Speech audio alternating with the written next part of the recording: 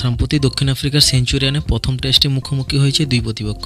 প্রথম টেস্টে কে এল রাহুলের অসাধারণ সেঞ্চুরির দৌলতে কিছুটা সম্মানজনক স্কোরে পৌঁছায় ভারত, আর তা না হলে প্রথমেই মেরুদণ্ড ভেঙে যেত ভারতীয় দলের। প্রথম ইনিংসে স্কোরবোর্ডে 245 রান তোলে ভারতীয় দল, যার জবাবে প্রথমে এইডেন মাকরাম 5 রানে আউট হলেও এরপর ক্রিজে দাঁড়িয়ে থেকে নিজের 17 রান পূরণ করেন ডিন এলগার। আর অন্যদিকে বেশ কিছুটা সময় তার সাথে ক্রিজে কাটান টনি ডি জর্জি। তারা দুজনে মিলে 93 রানের মূল্যবান পার্টনারশিপ করেন।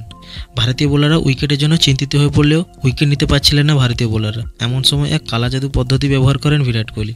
উইকেট আসছে না দেখে তিনি উইকেটের উপর বেল এদিক ওদিক করে দেন, আর তার 2 বল পরেই আশ্চর্যজনকভাবে উইকেটটি আসে। জাসপ্রীত বুমরার বলে আউট হন টনি ডি জর্জি। বিষয়টি ক্রিকেট জগতে প্রত্যেকের নজর কেড়েছে। আর যদিও এটি সম্পূর্ণ ভাগ্য পরীক্ষা করার জন্য করেছিলেন বিরাট কোহলি, কিন্তু ফলাফল যেই দিকে যাওয়ার ঠিক সেই দিকেই গেছে। অনেক মানুষ একে ম্যাজিক বা কালা জাদু মনে করছেন, যদিও এইরকম ক্রিকেটে প্রথম নয়।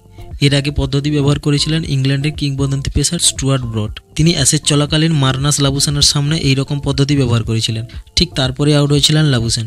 এখন বিরাটকে এইরকম করতে দেখে সোশ্যাল মিডিয়া তাকে মেনশন করে একটা পোস্টও করেছে স্টুয়ার্ট ব্রড। বন্ধুরা, ভিডিওটি ভালো লাগলে ও ক্রিকেটের সমস্ত নিউজ আপডেট পেতে আমার এই চ্যানেলটিকে সাবস্ক্রাইব করে দিও, লাইক কমেন্ট শেয়ার অবশ্যই করো।